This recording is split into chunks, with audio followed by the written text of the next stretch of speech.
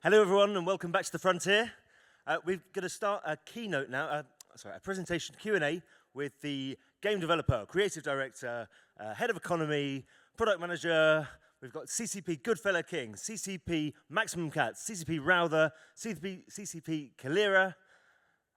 Welcome to the stage.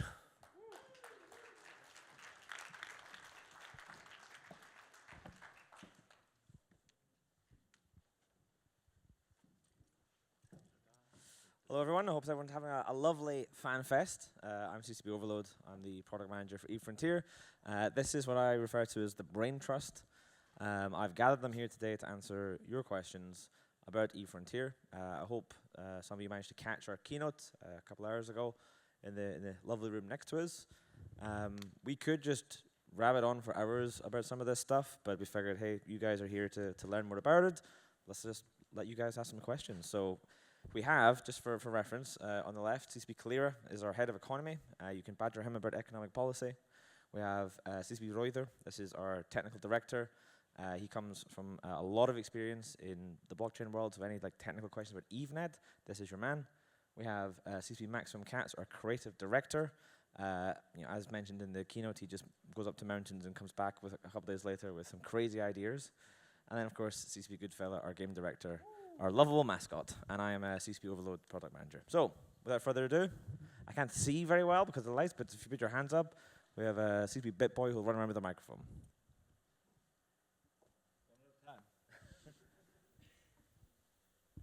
Well, I kick the questions off then. Obviously, you're going very deep into guaranteeing the digital physics of the game with the blockchain, and I was interested in where do you, as the developer of the game, then see that you can balance the game, and what's your little screws that you can touch in the course of the evolution of the game when you enshrine the actual economic physical laws in the blockchain? It's a great question. So you can think of this in the sort of the short term and the long term.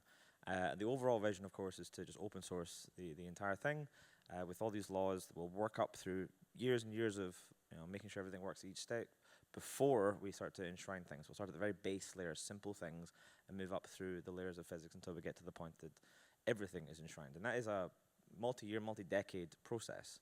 And I believe we've shown we've got 22, 23 years of running virtual worlds. We believe that this is the kind of scale that we should operate on for this kind of stuff.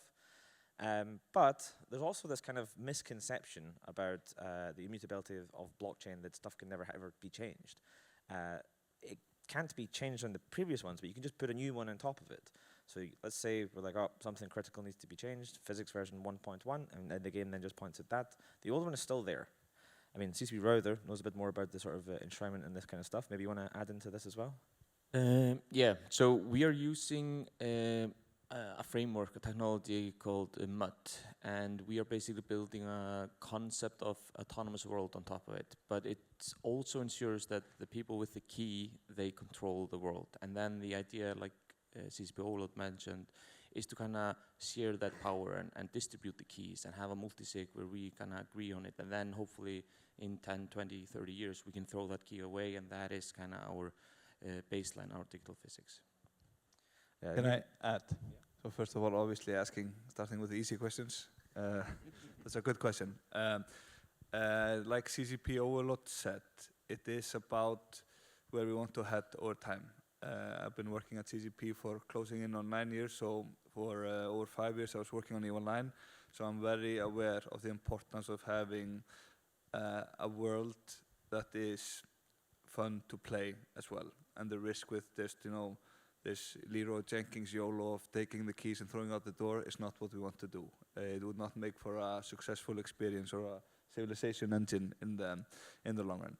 But we start off with that is what we want to do in the future, and then we start off by working with super capable people on the team. We have 2 astrophysicists on the team who help us with both the physics engine and also creating the rules of the universe. If you may have missed it, but CCP Relativistic also did a presentation on the universe itself, and then kind of start building on top of it. So 2 feet on the ground, but that is where we want to head in the future.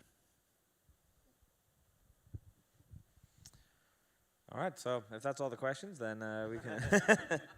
I see one over there. Amazing, thanks. Just on that point where you're saying nothing's like enshrined, you can override it. How are you going to decide when that's going to happen? So like, as we see today, you've got the big, like say the big blocks to the donuts, if you want to say. Making big changes to games is difficult because you don't want to like piss them off, if that's the best word for it. But in this now, how are you going to decide whether to allow a change to be committed or not? If you're saying that we're enshrining something, but we can actually change it, do you know? So again, anyway, yeah. The idea when we do enshrine things is we don't change them. We can, basically in an emergency situation where something is fundamentally needs to be changed. Once we do what CCP Raudur says and throw away the keys, we lose the ability to potentially do that as well. And it becomes a consensus-based thing. So the community, the inhabitants of this virtual universe are the ones that get to decide the future of it. So we firmly believe that the inhabitants of these digital civilizations should be allowed to be part of just the future of that. I mean, how many times have we seen game communities and MMOs just die as soon as the game developer shuts it down?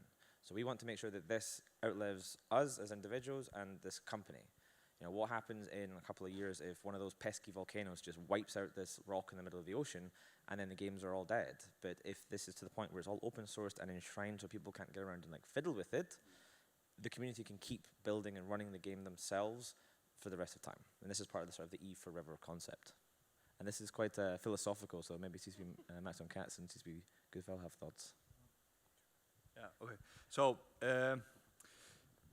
I agree with the concern, just to call it out. It's an excellent question. I can answer, not to sound hand-wavy, but more just the truth is that we will get there over time. And the best example I can give you, because you guys are all EVE players, is to use the Council of Stellar Management. It has, I worked with them very closely on EVE Online, and we still do on Frontier. And Council of Stellar Management has evolved a lot over time to a point where, like CCP Raudur was talking about in the keynote, they are predetermining amongst themselves the key topics and then discussing that as a whole with CCP. Now, what we want to do in the future is to take it a step further. So, to your point, if the blocks of the game start controlling everything, etc., and something wants to change, it becomes a governance topic for the community as a whole. So it's not just that it's a static world, but it's a static world that it's a world that is developing. It's just we don't have full control of it as developers. So CCP Goodfella, the game developer, cannot go and tweak some random things because it's a Tuesday, but it's something we need to work together to develop. And I think personally there's a lot of beauty in that going forward, because also what I believe is just aligned incentives. We want to create this world with the community, and I just don't believe that there are people out there, like you're aligned to create this virtual world to go on for a long time, and if it is then also your responsibility, you start thinking about it differently than pure lobbyism. Yeah, excellent. CCP Maximum Cats. I would also add to that for any big blocks, they should probably start preparing to be dealing with the universe that is full of change in general, because we're trying to design it that way. And the fact that some of the rules are enshrined somewhere in this semi-immutable place doesn't mean that the dynamics that are coming off these rules are static. If you think about things like weather, very quote-unquote, the rules of that weather, they might be enshrined, but the actual results of that weather might be quite chaotic. So this is one of the lessons that we picked up from our experience on EVE Online, is that a system like this, it settles with all of its players, it settles in an equilibrium pretty, well, sometimes pretty fast, and then all of the conflict and all of the interest in social dynamics go away. So on the online side of things, we have to kind of shake that crystal ball manually occasionally, and this time around we're trying to create it in a way where the crystal ball is shaking itself quite violently. Yeah, you also don't have to change the laws to have massive changes in the the game itself. I mean, look at our real world as an example. Sand, it's pretty useless, just kind of gets in the way, but somehow over the last couple of thousand years we've managed to push it together and make it think, and now we have phones that have silicon, which is basically just fancy thinking sand, and no one at any point updated the rules of the world to say, hey, now sand can think, but yet look where we are today. So as long as we enshrine those levels at a certain point where people can build stuff on top of them by kind of pushing other things together, then suddenly we're playing thinking sand. Like. So I have 2 questions. The financial aspect of the game, about charging a subscription, how well funded are you by CCP that, you know, it won't be shut down after 2 years if it's not going anywhere? Not saying it will, but projects disappear.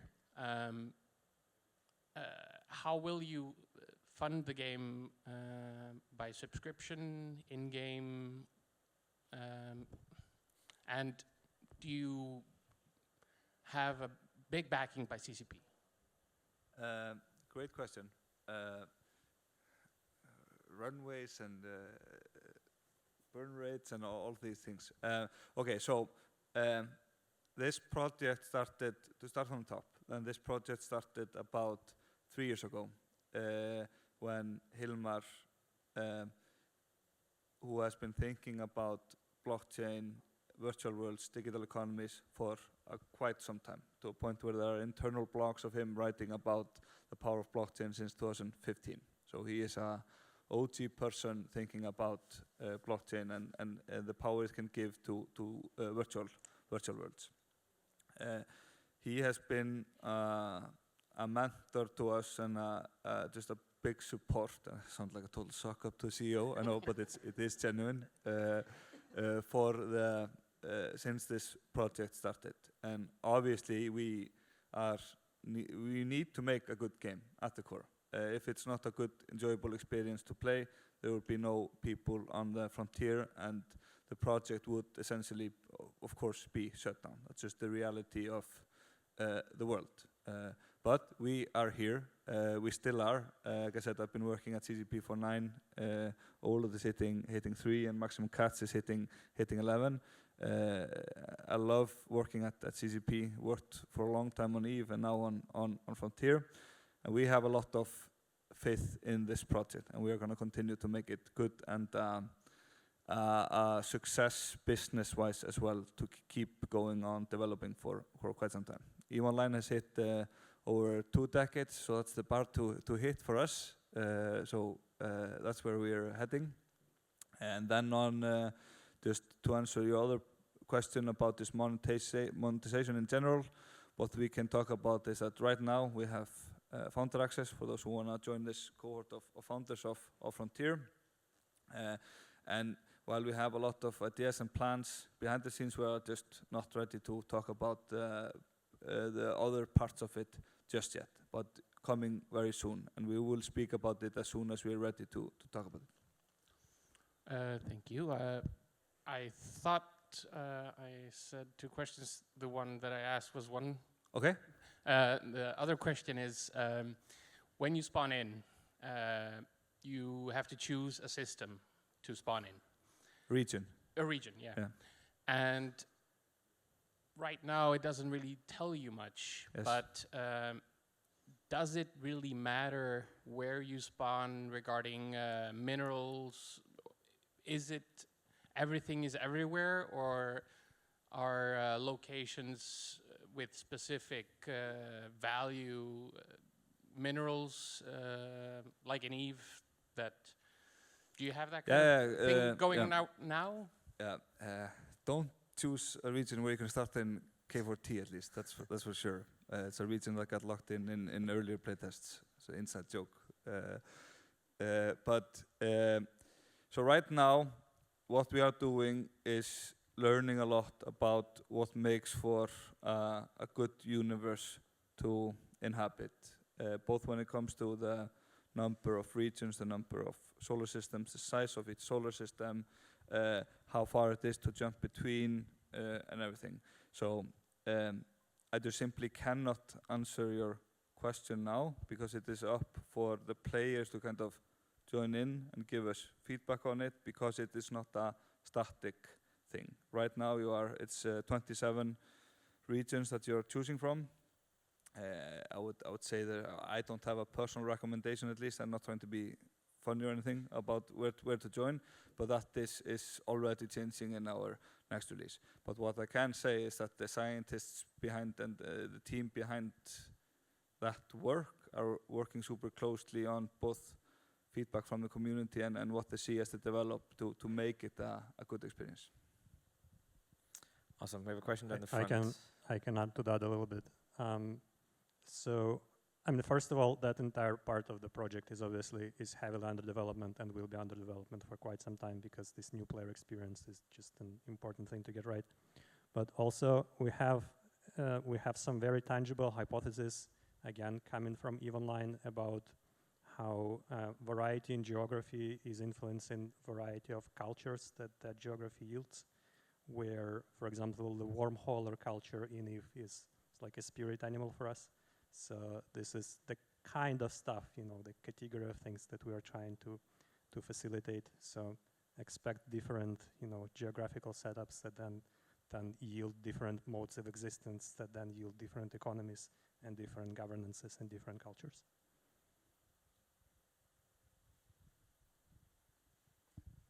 Hi guys. Okay, I have way too many questions, so I'll try to keep this to two.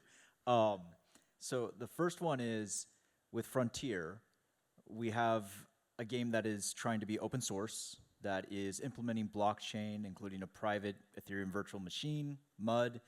You've got new kinds of zero-knowledge proofs with pods.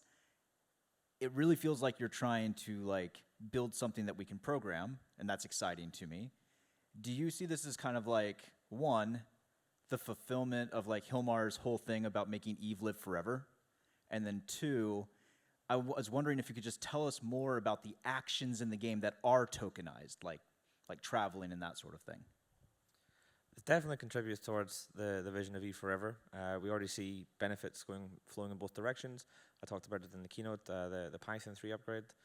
Basically wouldn't be possible without testing it in EVE Frontier first. Yeah. Making changes to EVE Online is like doing open heart surgery. You have to be really, really careful. We can just start lopping limbs off over here in Frontier and see what happens. So we can do that and then take the learnings and we can feed it on. So heading towards EVE forever is not just one EVE, is EVE the universe, EVE the world, EVE the gaming platform. In terms of the second part, CCP Raudur, you want to take that?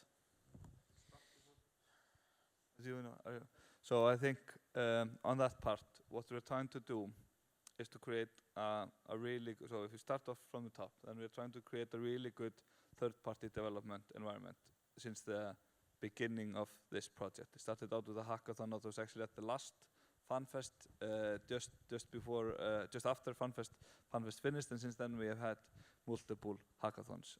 And what the hackers have done, even expecting a high bar, obviously just our minds have been blown. So what we believe is just there's a lot of beauty in EVE Online in terms of the third-party development platform in EVE Online with ESI. And I firmly believe myself personally that the third-party developers of EVE Online are one of the main reasons for the longevity of EVE Online as a game. And what has emerged in this third-party ecosystem from EVE Online is, from ESI, is basically a layer of a read API. It's technical for a lot of people here, but beautiful things have emerged from just this read API. Our hypothesis is, okay, what about if we just put pedal to the metal and put it on as much exposed to the players and as much also just read-write actions.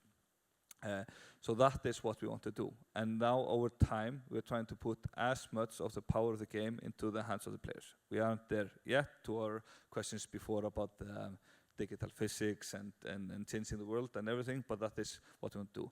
Right now, we have the smart storage unit where crazy things, including a tournament system has emerged, AI driven agent system by players, and I could NFT Tamagotchi system for players to be motivated themselves and trade amongst each other. Nothing that we can do. To quote a developer in the one of the hackathons, I mean, what are CCP gonna do? They literally cannot stop us. It's just like music to our ears. Then we have the smart gates. The gate infrastructure of Frontier is built by players. From that, a lot of weird, different economic models have emerged, including players just accepting travel through a gate network if you bring the corpse of a specific player to that gate as a payment method, like, you know, to each their own. And then a smart turret system as well, where you can start to configure yourself logic for the gun to defend your base or places that you're trying to conquer, etc. And then more technology, maybe. Maybe to add to that, like from a technical perspective, like we have been really focused on kind of testing out and building our infrastructure. I think now we're getting to a point where we can trust our authorization system, like the access controls, like this should be secure enough that we are happy with how it is right now. And now we have kind of built our own framework using the chain, using the World API, which is kind of like our own eFrontier ESI, and now introducing pods, the provable object data, where we are trying to find a way to give more power to the builders. And I think like the combination of these three is going to be really powerful. And now we are just looking to the players, the builders, like what content is there that you need. And now we're just going to be focused on adding features to these three kind of tech components. Amazing, thank you. And just like really fast follow-up, like based on what you just said, do you see a future where we could mix these various features, especially the access control lists that we could program, for instance, with like AI, so that we could have autonomous corporations? Like we could literally like have roles defined against access lists and it can look for espionage. I mean, that would be fun for me. I mean, I don't see why not. Like that's the thing, and like, you know, CCP Goodfella says, we can't stop you, and nor do we want to. That's kind of the point, like to let you kind of build on your own things. And the way this is done, one of the ways I should say is with the on-chain verification logic means you can remove the trust requirements and have to rely on other people and reputation. And then with the pods, you then have this autonomous way of doing it without revealing things yourself. You don't have to give all your information away. And a really simple example is the gates, all right? So the gate essentially has, do I let this person through or not? And the input is a person, and it's a yes or no, do I let them through? And we could build it such that you could put in a list of people, like an ACL, like, hey, these people are allowed to come through or not, and that's it. But if we take that bit, instead of building it into the game and just make it a black box that you can write whatever you want in there. You can make it that you can only jump through the gates if the person follows you on Twitter, for example. Like, that's totally fine and feasible to do right now. And with the pods, not only can you say, hey, this person does follow me on Twitter, when they say, here I am, they use a pod which can reveal they do follow you on Twitter, guaranteed, without revealing who they are, what ship they're in, where they are, or any other information about it. So you're able to keep those bits private and only reveal what you need. And you can verify by looking at the logic, because it's in a public permanent area where it can't be changed, that if you do reveal this information, you will be allowed to go through the gate. So both sides don't have to say, trust me, bro. Both sides know that if I do this, I'll be let through the gate. And if people want through my gate, they must do that. And it's completely open.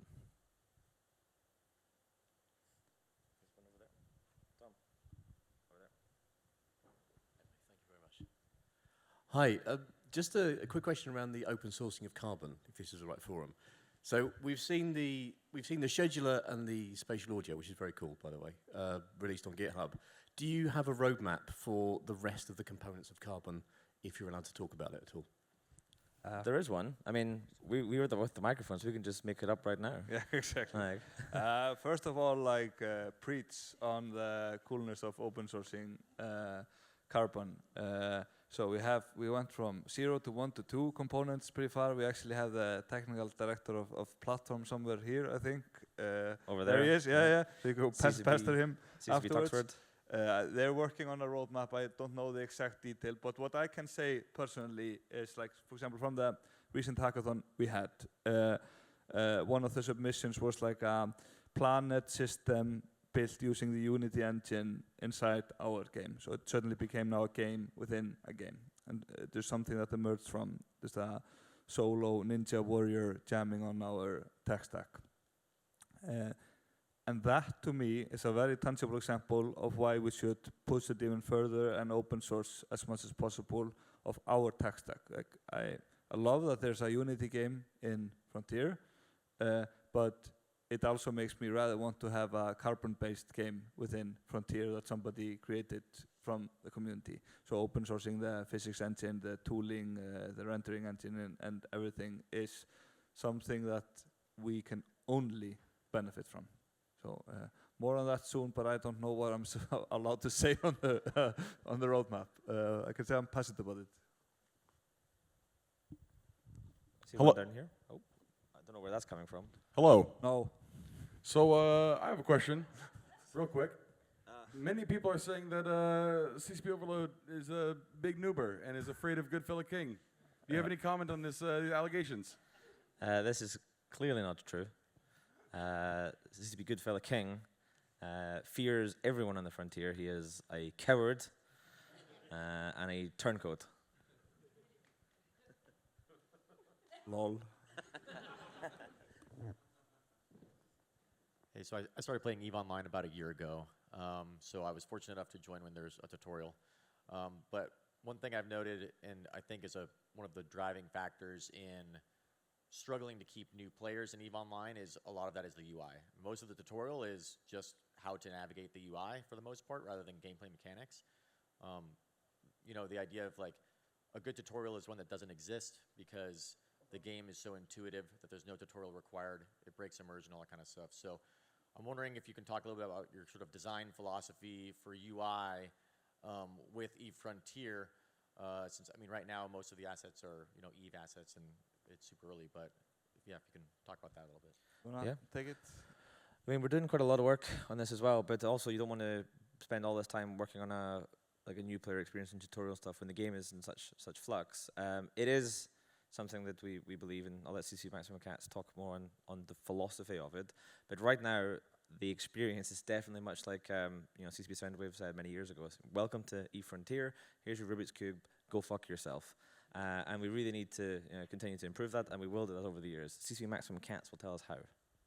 So speaking of that Rubik's Cube, so the general philosophy I would describe as depth as opposed to complexity. So instead, so it is a very complex project with a lot of just functionality in there.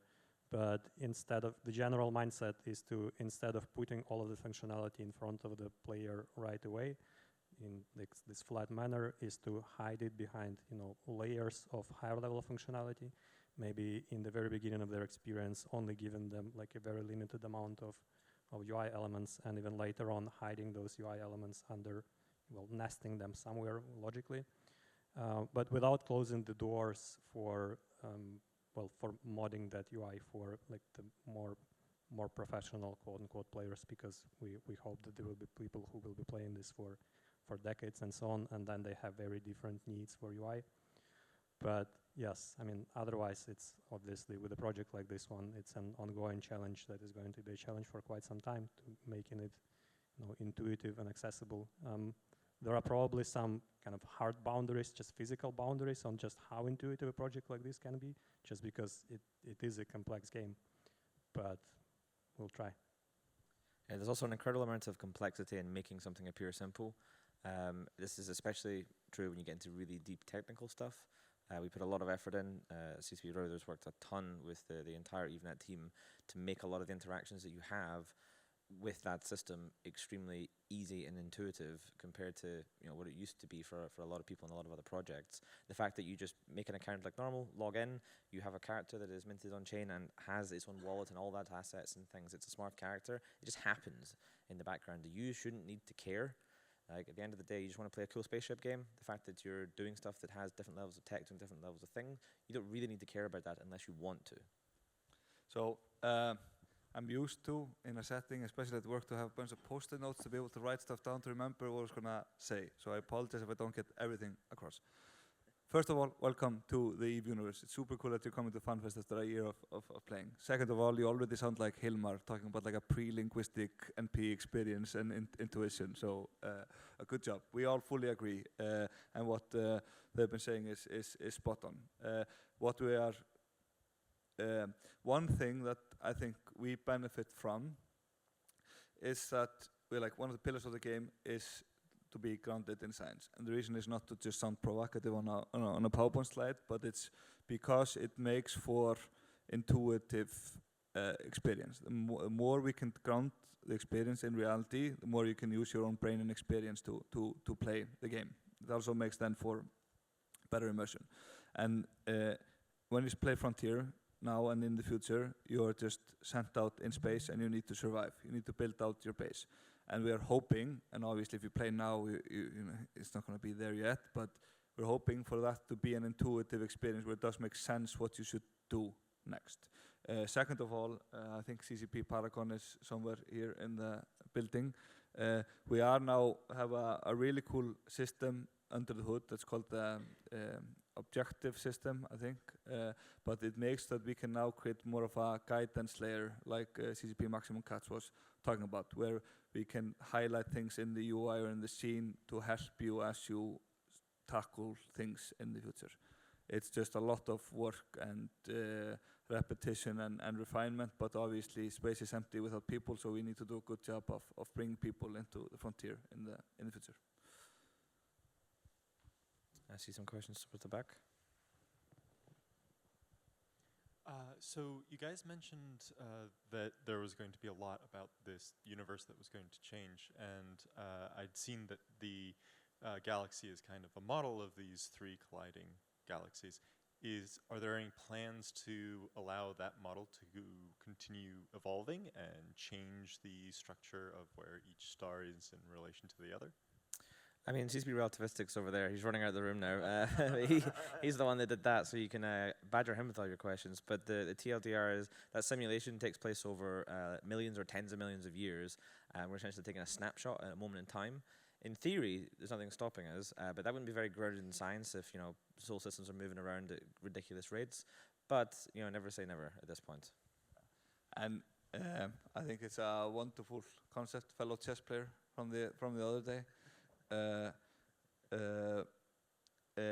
And something that was actually in the original plans for EVE Online, so it's something that Hilmar is super passionate about, shocker.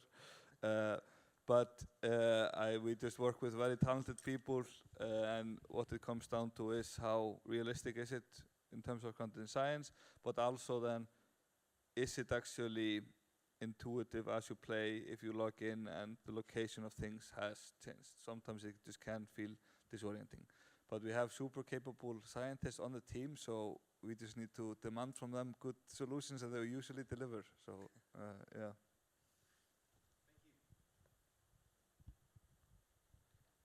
Hello, I am a K4T refugee.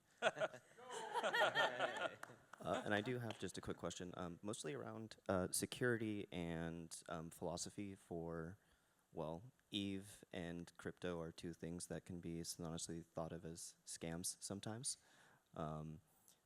With the ability to program smart objects and basically the sky's the limit, we can write whatever we want, is there a guardrail philosophy that CCP is going to have over what is considered okay under terms of service, or are we just looking at, well, as long as you don't break any laws, you can program whatever you want? This one is totally for that entire couch over there, CCP Kalirha and CCP Raudur. I'll leave this one to you guys. I can start, and you can add color commentary. Another great question. Obviously, we don't want illegal things or crazy things to happen. With that being said, we take a lot of learnings and inspiration from the mothership of EVE Online. There is, you know, there are contract scams in Cheetah and, you know, everything up the wazoo, and the links that CCP Overload has told me of some scams that EVE Online players have done, which is all within the confines of EVE Online's rules. It is just a simulation of the world where you can learn a lot from as a human. It's like a growth engine for you as a human to be able to participate in it all. We are very aware that this will be more at stake for Frontier because we want to have an open economy game in the future. So it's more about taking it one step at a time and always being aware that there will be scams in the future. Thankfully, we have a lot of learnings from EVE Online, and this is something that we do care about. It's also why we have been working on security features such as account abstraction, which is like a separate technical talk about security overall. But in essence, what we want to do is to make sure that you have a good user experience as a player. Like, I'm a bit of a noob, simple human being. I just want to be able to log in with a email and password. That's what I prefer in live. But then there are others who deeply care about privacy and have like cold storage of things and various things. And that's, I think, the beauty of things like account abstraction, that basically gives you like a scale of security setting for yourself. So you can trade away the smoothness of an experience of logging in for more security. Yeah, and maybe to add to that, so one thing I had to learn when I joined CCP in this project was that we're not trying to solve all the problems. We're trying to create problems, really. And it's sometimes we're like, yeah, we can make it so you can't lie, you can't, like everything is secure. It's like, no. That's exactly what we don't want. And that's kind of what I had to learn early. But we're trying to build out the tools, and we're also trying to just build out like different tools, and we see the community. I would expect that the community will come up with like a rating system, and like this person or this builder can't be trusted. Like, we're not gonna do any business there. But there's another set of builders that they are definitely to be trusted. And then having just a signal where it's like, hey, this is somewhere where we don't control things. This is the open ecosystem. You have to you're on your own, and try to signal that and create the tool so you can filter out what is good and what not. And now with new AI systems and agents, like, I think it's a real possibility that we can feed the contrast that you are programming into those kind of systems. It's like, hey, tell me what is happening behind the scenes, and those kind of steps would be really interesting. I can add a little bit. So it's it touches on another question as well. It's about how do you prevent certain behaviors, and the suggestions are usually just ban it. You can make say, okay, this is not allowed, but you can also make it just costly. So I personally prefer making things costly. That's a better way to guide behavior than banning it outright. Also because it's very difficult to ban just the bad things. You tend to ban good things as well. So by letting things grow, and people are experimenting with smart contracts and experimenting with a lot of things, they will find new avenues. Okay, they will get ideas about new things, how to do things. So just banning it outright in general, not speaking specifically to your point, but in general it touches on your point, I think is generally a bad way of designing things. First of all, congratulations on surviving K4T. Secondly, from a more almost sociological or ideological perspective, if you have a look at our world building, we are very explicit about portraying a world that is a little bit harsh. That is a little bit. This is one of our ways of telegraphing that you're stepping into a bad place. Bad things might happen there. So as long as you keep it legal relative to real life environment, feel free to try things. Yeah, and having it like that means that you get this opportunity for fun stories to emerge. In the K4T thing, if you didn't know what happened, a bunch of people got trapped in a region because they missed one resource to get out. And once they realized it was actually a fortress, not a prison, they were very pleased with it. But then one person on the founders Discord was like, "Don't worry, K4T friends, I'm on my way with the resources you need." He spends hours coming across the universe, telling them, "I'm almost there," gets there, jumps into the region, then lists them for basically more money than exists in the entire market at the time, and then leaves again. And I was like, phenomenal. All right, do we have... Yeah, hi. I was wondering about how you're thinking about player personas in an open and permissionless game economy, because you're obviously embracing modders, but you might also have, say, like play-to-earn extractors. You might have secondary market speculators.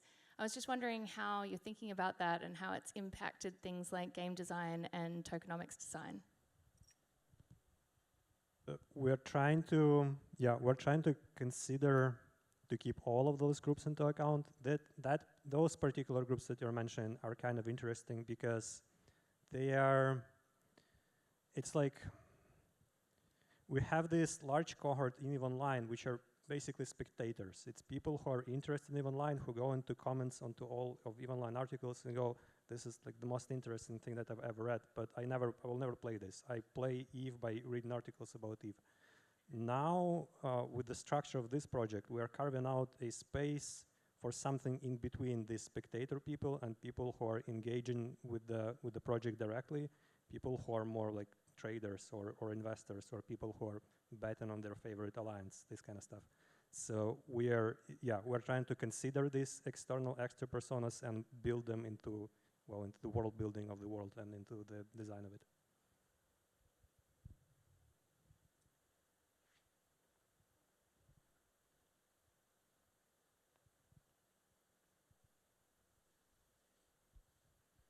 Hi. Hello. Sorry to bother Kalirha on this one, but apparently there's a lot of stuff going on with the blockchain, and I apologize if this seems like a direct question, but will I need to fill out tax forms if I get any cryptocurrency gains on this, and how would CCP support some of the different cryptocurrency laws that are coming out of different nations? Sorry. Can you repeat the first part of the question? No, I'm just wondering, because there seems to be a lot of buzz and traffic around different secondary market circulations and possible real money transfers, so to speak, for this game. So if that becomes a reality, will there be an avenue that CCP will have forms that we can fill out for on tax-related forms, for example? Sorry. It's a great question, and all of these questions are super good, because if you're thinking about them, there are way more people thinking about them. The more questions that are asked, the better the game becomes. Do you want to answer the question on tax things, or do you want me to start? I am unbelievably unknowledgeable about taxes. So even though I'm an economist, I'm more of a theoretical economist. So I mean, taxes. I need help with my own taxes. So okay, I can start. Where do I start with this? CCP is a game development company that has been around for almost 3 decades now. It is, if we just go into detail, it is owned by a company called Perlabiz. Perlabiz is a gaming development company from Korea. Perlabiz is a publicly traded company in Korea. So to get Frontier going, you can just imagine the amount of work that has gone into making everything be as proper as possible. And I say that with like blood, sweat and tears from our good colleagues at CCP.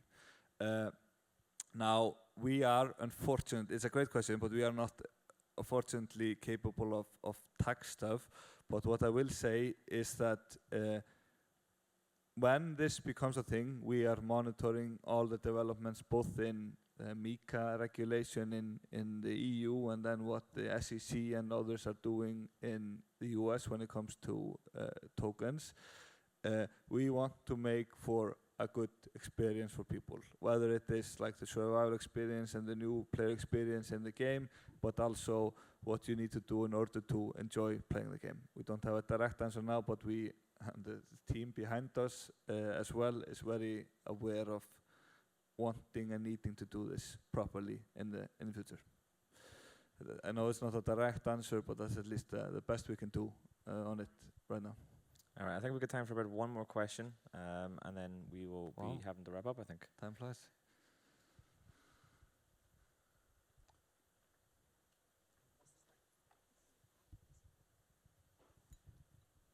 Hey guys, you spoke a little bit about potentially at some point modifying the UI. You then went on to talk a little bit about the guidance layer. When you're developing these type of systems, are you already doing that kind of in the back of your mind, thinking like, hey, are we ever going to give the keys to the players, or is that a problem that will just be really big and impossible 5 years down the line?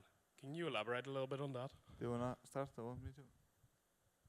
So initially, we're developing something that just works and isn't super well modifiable or very customizable, and then we will be just building it towards empowering what you're describing.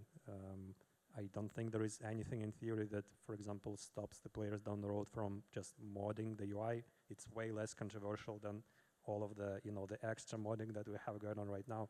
So I don't see why not. You also have the really long-term vision where if the game is, you know, we've thrown away the keys, it's released, it's open sourced, the client that we're making might not be the only client. People might be making their completely own independent clients to interact with the game. So this is one of those other questions where it can be answered now or in a year or two or in 20 years, and the answer that you'll get will be slightly different. But I think it's a long way to go in that. We actually had some really cool UI UX sessions from some players who came into the CCP office just before Fanfest and sat down with our designers, UI designers as well, and like went through stuff. Like we're taking a pragmatic approach to this. Yeah, there is fantastic question. There is just no downside in as much customization and modability for people as possible. Like Maximum Cats is describing, we need to get some base level first of how we want to structure it, but we always have this end goal in mind of open sourcing. Inspired by it, I don't know if people have read Masters of Doom, the story behind the creators of Doom. It is fantastic when it comes to inspiration of open source projects for gaming, so it's like a recommendation. Awesome. All right, we are totally out of time. This thing is just showing me 0 now, so I think we'll have to wrap it up there. So thank you very much for coming and hanging out with us. Yeah, and like, sorry to jump in, just. Well, fuck me then. Like, we do really appreciate all these questions, whether it's like on how to fill out your form or digital physics and everything. And we are a complicated project, and to some people controversial as well, but we are here to make a good game for the future. So the more questions we get, the more engagement we get on Discord, etc., the better chance we have at succeeding for this business viability question that was asked before. So yeah, over to you. Done? Yeah, so thank you very much for coming and hanging out with us. We do really believe in this concept of co-development, getting feedback, not working in a bubble, letting you come play with stuff, try things, and learning from it. You know, it's not a once and done type thing. It's a long journey that we're taking step after step after step on. It's a classic phrase. You know, how do you eat an elephant? And the answer is always one bite at a time. But yeah, it's been awesome to see you guys here at Fanfest. I hope you have a great time at the party later tonight. Since CCP Jotun heckled me, he's in the closing ceremony. You should all heckle him in the closing ceremony. That's my final words. So once again, thank you very much. Thank you.